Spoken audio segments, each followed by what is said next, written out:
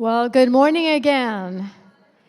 Good morning to the 250 people right here and those in the hallways, and the other over 200 who have tuned in via live stream. Hi there.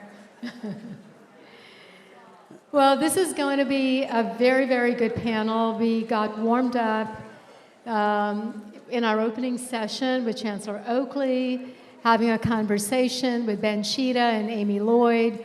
You got the landscape of Washington, D.C., the landscape in Sacramento. And now we're going to focus on California. We're going to focus on education, we're going to focus on community colleges, and we're going to focus on the labor agency. In fact, when we were coming up with the title of this conference, Good Jobs with Equity, the Future Workforce, and you think about the largest organizations or agencies that deal with it in California, what do you think about? The California Community Colleges, and you think about the labor agency. So we have Stuart Knox, our undersecretary for the labor agency, and you've already met Chancellor Oakley.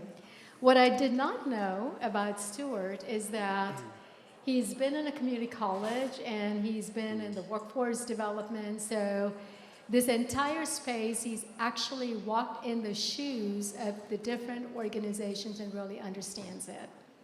So to kind of get us started, Stuart, in your new role with our Secretary of Labor, what are some of the initiatives that are exciting at this time in California?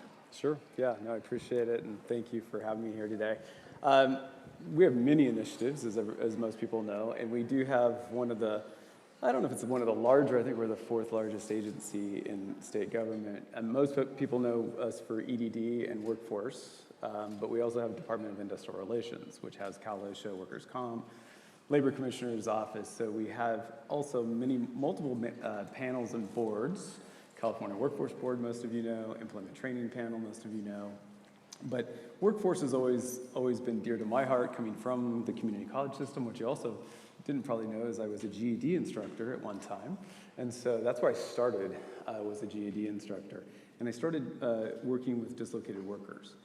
So from that passion of what we've done over the last, I've done it through 28 years of work, is really brought us to where workforce development today, being the undersecretary, the second round, has been to look at how we can move our system as workforce. And we have 4 different workforce systems within labor agency itself. One is a Division of Apprenticeship Standards, so that sits under Department of Industrial Relations. We have the California Workforce Board, which is a direct report into the agency. We have the Employment Training Panel, which is partially an EDD, but directly reports into the agency. And then we have Workforce Services Branch, which is when we talk about the titles. Workforce Services Branch actually deploys the resources and the funding to the 45 local boards. We've really focused in the last 3 years is to really bring those somewhat disparate, and I think I can't remember who said it, but siloed systems under one vision. And really the Higher Ed Training Partnership vision is one of the major initiatives and visions for which we have for California. And really looking at the equity lens is how do we serve populations that have been typically either underserved populations or just not served in the manner of which California wants to serve people for the future. And so I think that's one of the key components of what we're doing.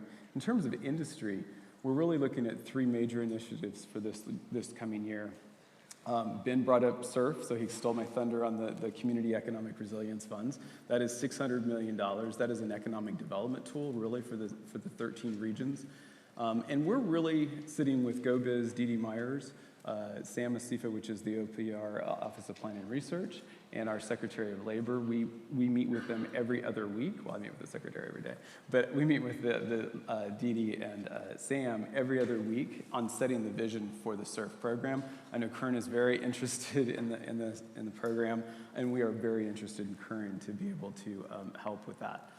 So that is a key initiative in economic development. The second one is the healthcare initiative, which if you've seen the budget for this coming year and hopefully getting through the legislative process in the next 2 weeks, the governor proposed a $1.7 billion healthcare initiative with us in Health and Human Services. So this is a massive investment, and I said this a little bit last night when we talked. If you look at the last 3 years of investments of California money, not federal money, but California money, we have surpassed the WIO Title I tenfold. So this is the first time in the 28 years that I've worked in workforce development that we've had a governor who invests in workforce development with the community college system, with our system, that we will be at close to $3 billion in the next fiscal year, if approved by the legislature, of investments within climate, economy, healthcare initiatives, and really looking at the equity lens of how do we bridge those together and make sure that we're meeting the demands of California. Back to the regions too, I really will say, we really do look at the regions as developing those strategies for us in California. We've not had a real big economic development drive in California since the early 2000s. Some of you might remember State Trade and Commerce way back when that dissolved, economic development really was never funded that heavily, mostly from labor agency to some level. And so we kind of pieced it together. Community colleges have their little pieces of money, but it's never had heavy investments as we are seeing with this governor and what he's doing. And what we would like to see is that those 13 regions really build the capacity for all of California for economic development for the future. Well, I was paying attention to lots of dollars coming in to support really, really good work.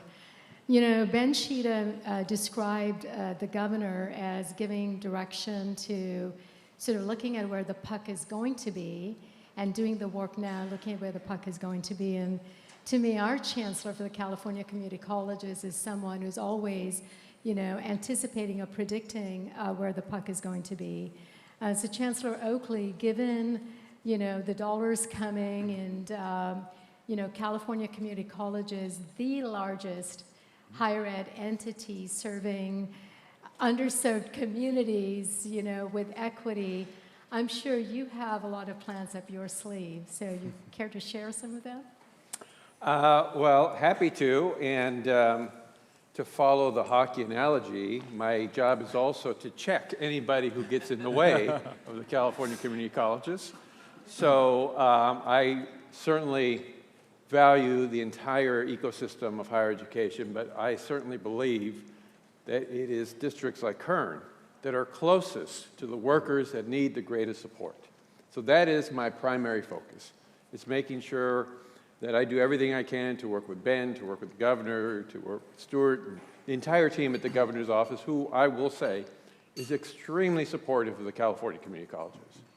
That's not something I say to pander to the governor and his team. That's something I say with genuinely. I have no problems picking up the phone and talking about what's going on here with any member of the governor's team.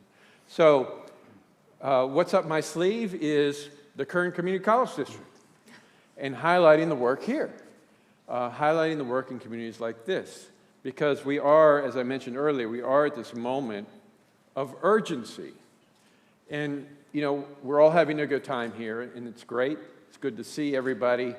But we also have to take a step back and remember just how desperate the situation has been for communities throughout this region, for families throughout this region.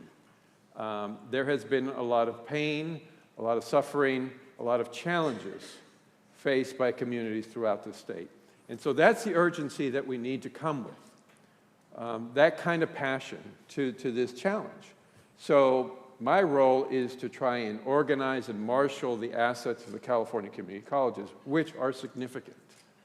Our 60+ thousand of full-time faculty, our employees throughout the region. The economic impact that we have as a system on the great state of California has to continue to grow in order for us to have a better future for our kids and our grandchildren here in California. Because there should be a little bit of fear in our guts right now about what's going to happen. We have what sometimes seems a world falling apart at the seams, an economy trying to sort itself out, workers really struggling. And so there are huge opportunities in the investments that Stuart was talking about, other investments in California community colleges. This will likely be the largest budget increase the California community colleges have ever seen. So we cannot waste that opportunity. So that's my job, is to focus our efforts on the kinds of things that you're talking about here. Yes, it's important to educate every person and to give them the opportunity to realize who they are as individuals, but it's hard to get there if you don't know where your next paycheck is coming from, if you don't know if you're going to be able to make rent or pay for food or enroll in college. So those needs have to be satisfied in the near term, and the best way to do that is by creating pathways to good jobs. Chancellor Oakley, I'm going to stay with you for a moment more here. So you talked about workers, and I want to go back to sort of the model we're putting out there: worker, educator, employer, all in the same space. Worker, educator, and employer. And by the way, when Soo-Yeon did the demographics of our attendees, about 60% are California Community College faculty and administrators and staff. And we have about 10% of those of you here today representing worker organizations and labor. So thank you so much for being here. And about 10% representing employers. So again, thank you.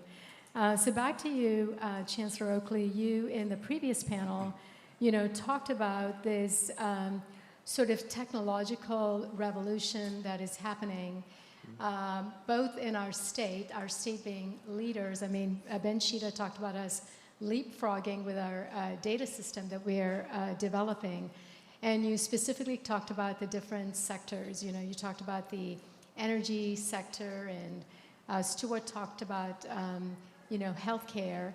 And there is significant resources being put into new ways and smarter ways to really connect new technologies to disadvantaged communities, to make it localized and to make it happen. So do you have ideas to share with the labor agency about how community colleges could be positioned for this incredible technology transfer and economic development that is coming down our way?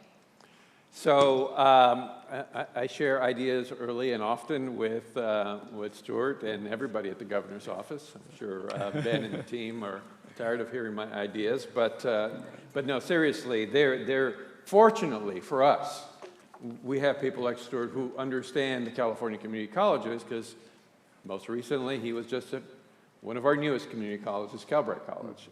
So this idea of not only marshaling the great human resources we have in the California community colleges to put them to work in communities like this, but we have seen a lot of technology deployed and a lot of new ways of reaching students and workers.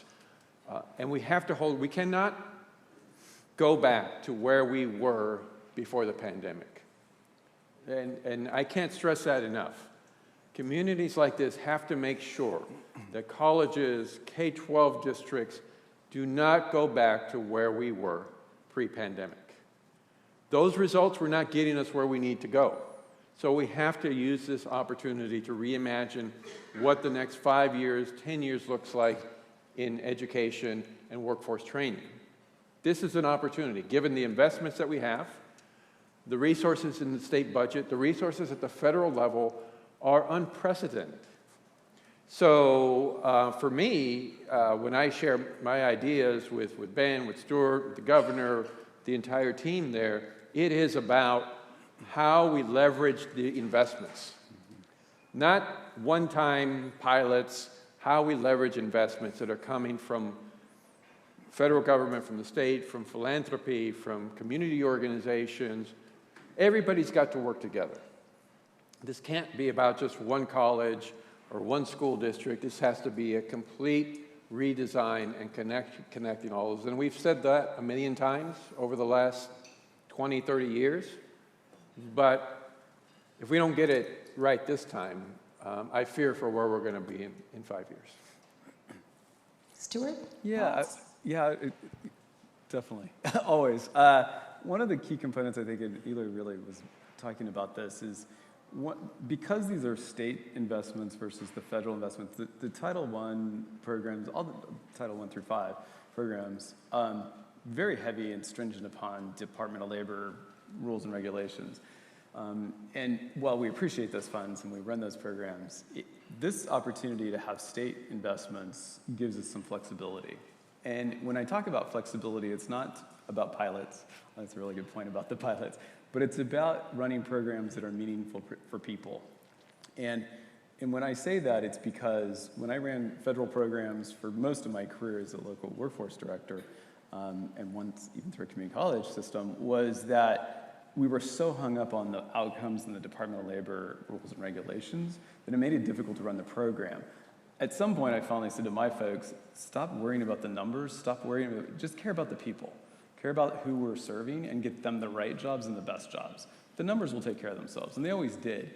But that system is still always wrought with that. I'm not telling Adam anything he doesn't know from Tulare, but it's like one of those pieces to the puzzle that I think if we can do this right in California, I know we can by these investments, then we can also talk to Department of Labor at some point. It's almost like a California pilot, I guess, to say, is by serving the people, that is the most important thing, not the numbers that we're trying to meet for Department of Labor.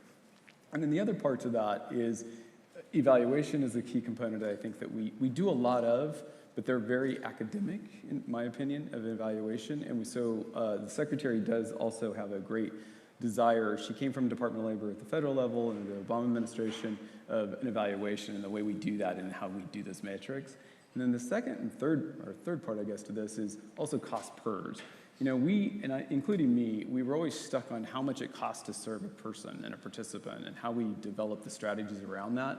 One of the things that, you know, I've learned over the 28 years of doing the work is each person is unique and different, and those supportive services are so meaningful. And I think it was Emma that talked about this earlier, is that if we can wrap services around an individual, money's always going to be an issue to some level, but let's not worry about, you know, a $6,500 cost per in training and if $8,500 for this and all of that. You know, we have to be realistic. Money doesn't grow on trees, literally, but we do have to think about how do we holistically train and get people into the jobs that they need. And I think another key component that I heard, we used to do this really well in the workforce system, and I need to check to see if we still do, is really the assessment of the folks that actually are looking for employment and where are those opportunities, rather than just getting them the first job that we can get them that is not really have the effect that it's going to have on their family, is not working, right? We see this. And so how do we actually get them a job, potentially, to meet the needs now, but how do we keep them in the education system and keep moving them up the ladder to make that happen? And I think that holistic approach with the community college system and the adult schools is so key for us for our success. And I want to hold on to the thought about keeping them in the higher education pathway, and I want to come to the community college baccalaureate. But I do want to make a point, because did you notice that Stuart looked at Amy when he started talking about federal investments? And when I said that, Ben Sheeta kind of perked up. So in my mind, you know, we're kind of not, you know, kind of giving pilots a bad rap right now.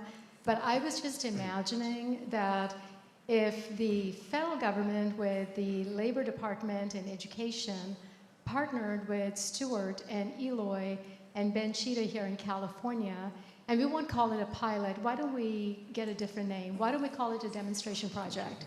Okay? So we created a demonstration project to talk about workforce development with equity. I mean, what we're talking about, like systematically building the structures. It would be really an investment to do things differently.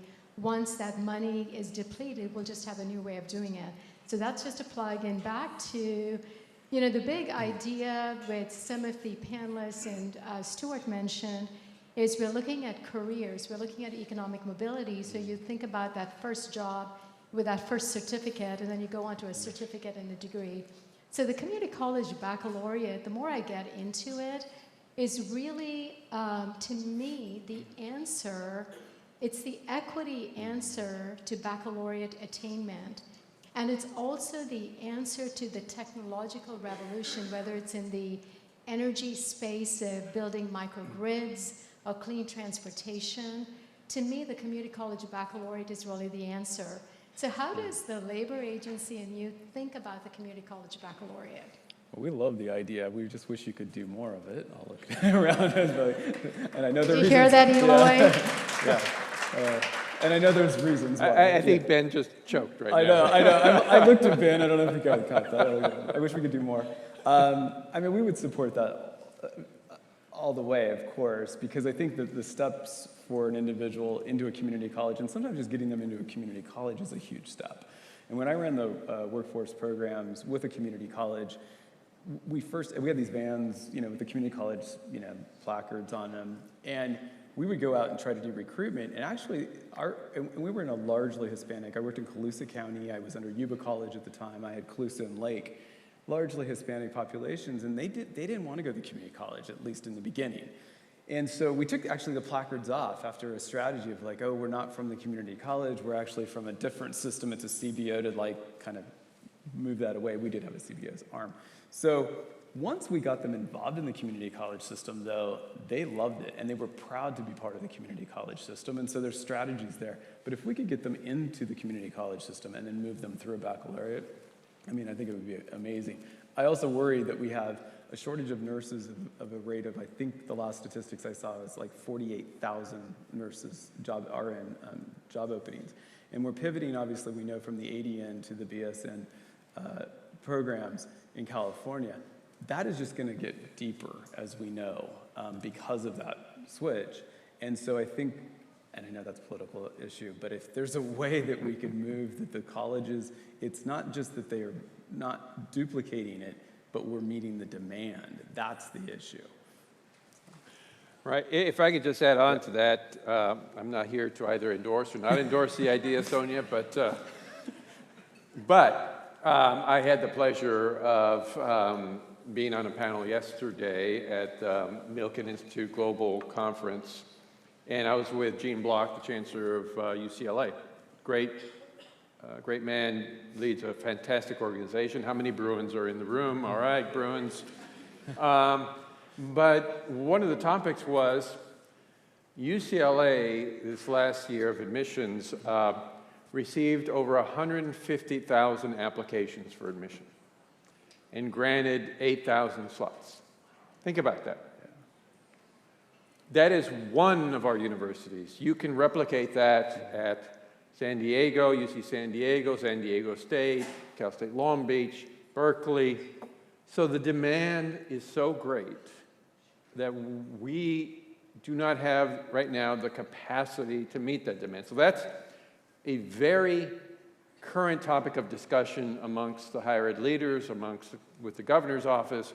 How do we meet that capacity challenge, and how do we meet the demand?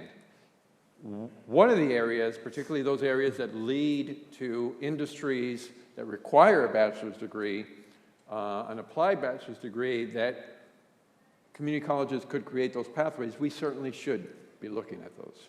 And I think that's something that we need to think very hard about, working with Stuart and his team, identifying those areas of the state that need those kinds of pathways. Nursing is certainly an issue. If any industry has been rattled by the pandemic, it is healthcare. And we need more and better quality people in the healthcare field, particularly in communities like this, where we need to see people of color in healthcare. That has to be a driving issue. You can't have a recovery with equity if you don't see equity in your doctor's office, in your classroom. So we need to have it all together. So I certainly think it's got to be part of the strategy, Sonia, but we have to be, I think, very specific about what outcome we're trying to achieve, because if anything, the community colleges should not be creating bachelor's programs just for the sake of bachelor's programs. We have to be satisfying the need, and clearly there's need. So we'll look to you to tell us what bachelor's programs we need to launch. All right. So, I've got that one. So we're about to wrap up, so we'll go to Eloy, and then Stuart will take us to the finish line. Kind of want to go back to, Stuart's comments and Ben's about the economic CERF funds, Community right? Economic Resilience Funds, yeah. Economic resilience funds and the major dollars coming in. And one of the things I wanted to appreciate, since I'm from Kern, is that in the regional definitions, the team from the governor's office really called out Kern, and we hugely appreciative. And, you know, if you talk about partnerships, which has been a main theme of the conversations, there's been deep partnerships and the work that has been happening here. So Chancellor Oakley, if you had a message to the governor to position again, you know, community colleges in this climate revolution, you know, bringing healthcare with equity and with the investment of these dollars, what would your message be? More money, more, just kidding. No, I think certainly money is important. But as we all know, there is no amount of money in the world that's going to overnight change what's happening in communities like this. What I would tell the governor is target that support in areas that we know are going to show results in the near term, and then we can all work together to replicate what's happening in those communities across the state. And that involves everything, you know, working with mayors, with city councils, with counties, with community colleges, focusing on entrepreneurship. I know you've got my good friend Victor Parker here from SBA. Entrepreneurship is key as well. So just opening those doors and targeting those resources on places where we can lift up communities. Stuart, take us to the finish line. Absolutely, yeah. Well, appreciate the shout out for Kern being its single county region, which worked out really well, I think. I would say that one of the key components, as I mentioned before, is that we want to see that this is successful, and we want to make sure, evaluate that success, and then replicate the success here. And I mentioned last night, I mean, Sonia was on Zooms with me very early on when I returned to the labor agency to have these good conversations. And so, you know, I think Kern is on the path, obviously, for being one of those systems that we look at as one of the premier places for which California this can work. But I think it is on us to make sure that we assist as well from the state. That's why I'm here today. Most people know me, I never leave Sacramento. And so, that is true. His assistant, Colt, told us that. Yeah, he's like, he never goes anywhere. But this is important for us to make this work in Kern. If it can work here, and we do recognize at the state that there's a lot of issues that have come on to Kern, and we want to make it right as we possibly can. And so we're here to support that. Part of GoBiz is actually embedded a person that will be down in Kern County to the Governor's Office of Business, and then part of the sort of funding will actually fund a local person. The other person's local too, but one's going to be a state employee and one will be a local employee, and so that we will actually have people on the ground in Kern to assist us with making decisions. So. Ladies and gentlemen, let's give it up to Undersecretary Stuart Knox and Chancellor of the California Community Colleges, Eloy Oakley. Thank you.